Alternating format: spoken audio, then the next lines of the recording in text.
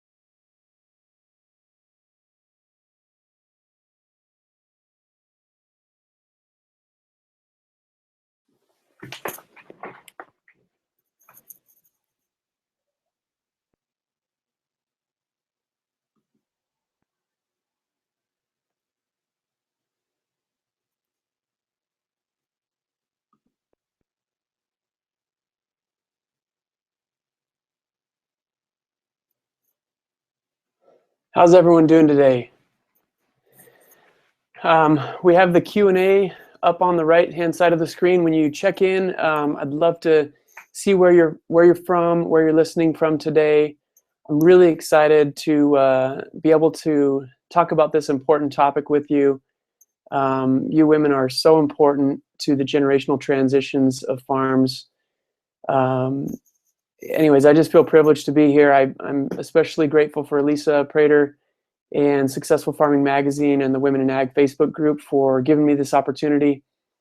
I'm going to go ahead and jump behind the screen here and share a screen and jump right into it. As we're going through the presentation, I would love for you to submit any questions that you have, and I will be answering those throughout, but also mostly towards the end of the presentation. So again, we'll go ahead and get started with the presentation, and thanks for being here.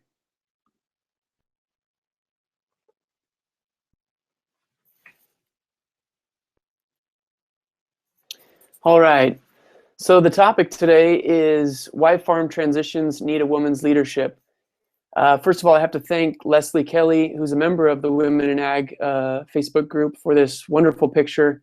You can only imagine what's going through the mind of this little boy as he sees this beautiful, massive piece of green equipment and thinking about his own future. Anyways, so thanks, Leslie, for sharing that with us. So let me give you a little bit of background on who I am. My name's Dave Specht. I am a family business consultant. I recently published a book called The Farm Whisperer. And in this webinar, I'll talk to you about some of the things that I learned as I was putting the book together that will be important to you as women leaders as you look at the generational transitions of your farms and how you go about planning for those. I've also created inspired questions for farmers, and for those that stay till the end today, I'm going to be giving that away. I'll give you a code for it at the end of this webinar. Really excited about it. Again, I think that you're in a position to ask the questions that need to be asked so that your family can be in a position to preserve the family relationships and also perpetuate the farm. So like I said, I live in Basin City, Washington, which is in southeastern Washington. I'm the father of 5 kids, and enough about me. Today, I know I'm speaking to the choir on this, but these are some of the places where I write, and every opportunity that you have, whether it's on your blog or in social media or in popular press, if you have a chance to write about agriculture and what's good about agriculture, or what is great about being a part of a generational family business, please do that. I am doing that every opportunity that I have. As we see in popular media, some of the most popular shows right now are reality shows. And if you'll pay attention, almost all of them are family businesses. And why is that? Because family business can be challenging. Family business can be tough. There can be drama in family business. And it's really up to us to tell the story of what's great about family business. And so every chance you have, please do that. I think you're the best advocates for agriculture, but keep up the good work. So let's jump right into it. Why farm transitions need a woman's leadership? There are a number of reasons, but I'd like to focus in on 3 big reasons. First of all, farm transitions are really about preserving family relationships and perpetuating farm legacies. And you women fully understand the implications of both. My background as a family business consultant, really, I got started when I was finishing up my master's degree in finance and tax planning, and had an experience with a family that I really care about. And they had a disaster. They were a specialty auto company, grandpa or dad ran the business, started it. Mom worked in the business, bookkeeper, pretty typical small family business. The son was in business development, and the daughter was a receptionist at the business. So again, very typical small family business. Dad had a heart attack and passed away suddenly, and he was pretty secretive about what his plans were for the business, did not share those things with anyone. But the attorney came to the family afterwards and shared what the father had put in place. And what happened was the dad left half of the business to mom, which was not a surprise, but then he left the other half to his daughter and left nothing to his son. And you can imagine there were many questions regarding why did he do this. He could have done it with great intent. Maybe he thought mom was going to leave her half to son when she passed away. Maybe it was to protect sister, or the daughter. Maybe he didn't trust the son.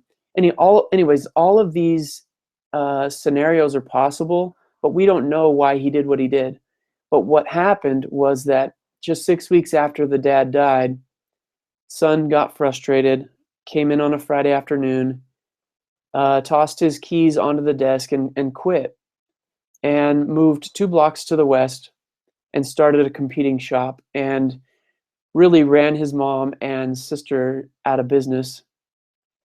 And now there's not a relationship between grandma and those kids, and it's just a terrible, terrible thing. So that is really one of the things that pushed me to become a family business consultant, to help families to avoid the unnecessary damage that can happen when plans aren't put in place.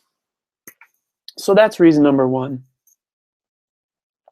Reason number two is you have massive influence as a wife, as a mother, as a sister, as a leader in the community. As you know, you are really the voice on social media. Women are dominant in how they are using and leveraging the power of social media, especially in agriculture. So many times you're the mediator. You play so many roles, and almost always you're the voice of reason. And all of these different roles put you in a position of power. And I know it's delicate, but you have so much influence that it really is up to you to take some leadership position in making sure that your family gets preserved and that your farm gets passed on. Reason number three is that transition planning takes collaboration. I share this picture with you today because this is my son, Damon. He's 11 years old, and when he was born, he had a spinal abnormality called hemivertebrae. And basically, it's a spinal deformity. Every couple of years, we would go and have new scans done. And a few months ago, we had some scans done, and the doctors were immediately concerned. He had a bone that was putting pressure on his spine and brainstem. And they were worried that if he took any kind of a fall, that he would be paralyzed or worse. And again, the reason I share this story is because we went to Shriners Hospital in Portland to have him looked at to get these scans done. There was a spinal surgeon there that said, you need to do something immediately about this. And so we said, okay. And this spinal surgeon had the courage to say, I can do this, but there's someone that is even better than me that's a neurosurgeon that I would like to collaborate with. So Shriners and now a doctor from a different hospital, different surgeon, are now collaborating on his behalf. And what took place that day for him in that surgery was 2 surgeons and 10 people in the room with him for 9 hours of surgery to remove that bone and to fuse C1 to C4 vertebrae in his neck. And he's doing wonderful today. But again, this is just a story about collaboration. And you need to make sure that the professionals that are advising you are collaborating. And you need to be working with specialists that can help you to get exactly what you need, depending on what your family situation is. So again, it's really up to you. Make sure that that collaboration is happening um, between your professional advisors. So I just published a book called The Farm Whisperer, and I thought it would be good if I could share some of the things that I learned as I was putting that book together. And so let me go through a few of them. Lesson number one was we all need a new lens. So when we look at the family farm or the family ranch, we need to begin to look at it differently. And there's a model that I found that I use with families that I work with, and it's a three-circle model that's fairly simple to understand. But I want you to spend some time with me understanding it. If you'll see there, number one is someone that's a family member. So anyone that fits in that yellow circle would be a family member. Number two would be anyone that has ownership in the farm or ranch. And number three would be those that actively work on the farm or ranch. Now, where there's challenge is especially in these crossover areas. And I want to take a few minutes just to describe some of the people that make up your family farm. And if you think about it, I would love for you just to jot down notes and jot down some names of the people and where they fit in your family farm system. Let's talk about fours for a second. Fours are family members that have some ownership but do not actively work on the farm. So these are passive owners. They may have received ownership through inheritance, and they have a unique set of questions. They typically are concerned about who's operating it. They can be quick to second guess the operation, the operators of, and the management of the operation. Fours are typically interested in, when is their dividend check going to come? And it's a difficult position to sit in, being a non-operator and trying to stay loyal to the family and to the operation, while sometimes not feeling like you have any control. Let's talk about fives. There aren't as many fives in agriculture, but I think it's important we still talk about them. Fives would be people that work on the farm actively and have some ownership, but they're not part of the controlling owner family. And as you think about it, fives will have a totally different set of questions than the fours. Fives are worried about family issues creeping in and becoming farm issues. Fives are worried about when there are divorces that take place in the controlling family. Now let's talk about sixes. Sixes are family members that actively work on the farm but do not yet have any ownership. This is my group of university students. I taught at the University of Nebraska, and at the University of Nebraska, these students were family members that actively worked on the farm but did not yet have ownership, and they have a specific set of questions.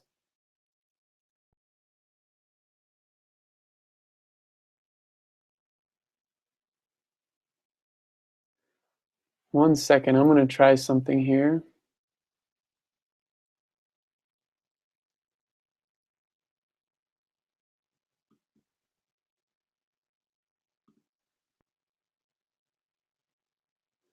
Not sure what else what happened there. Did we lose the sound, or are we back? If someone could submit that in the chat, that would be great. I apologize for the technical issue.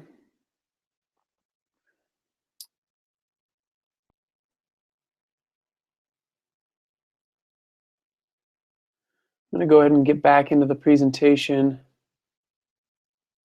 Not sure if the audio is back or not.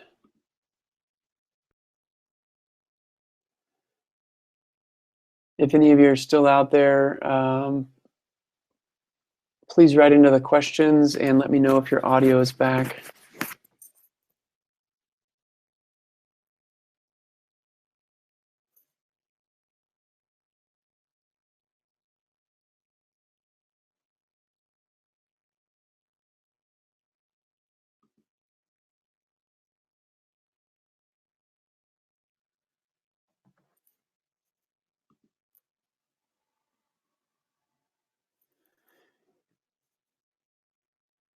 Ruth, thanks for submitting that. You lost the audio. Is it back?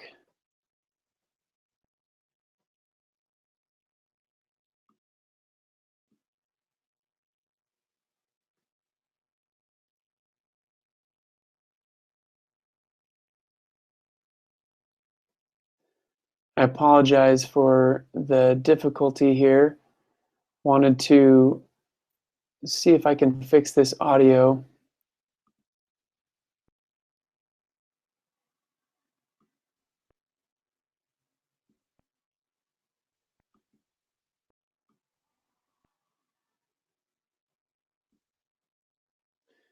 Can you hear me now? Please submit in the chat box if you're able to hear me. Apologize for the audio issues.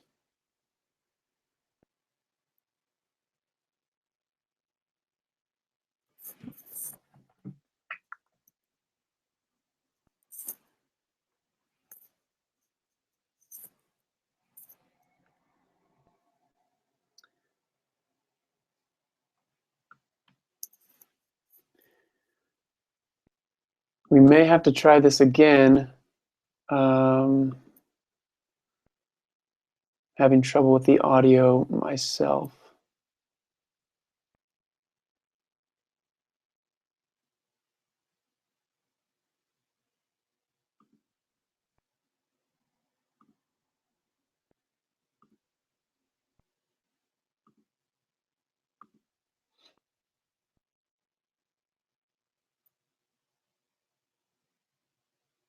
Can anyone hear me now?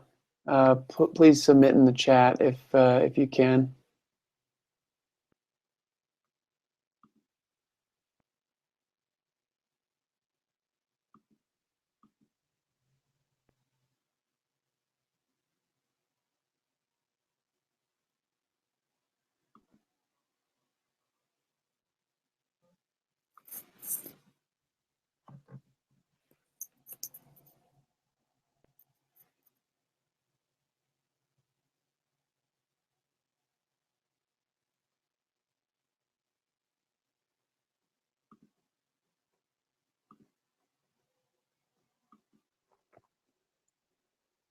Okay.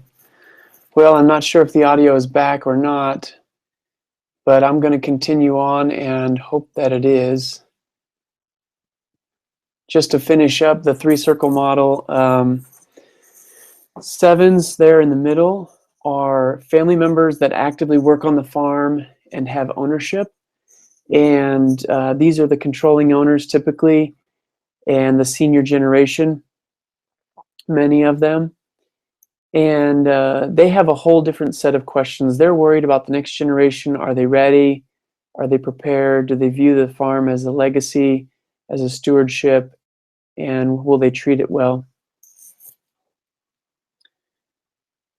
Lesson number 2 is, every farm needs 2 types of plans. And this is my daughter, McKaylee. And in this picture, she is caring for what we call bummer lambs. And you know what? I'm going to have to stop the broadcast and maybe launch it again. I apologize.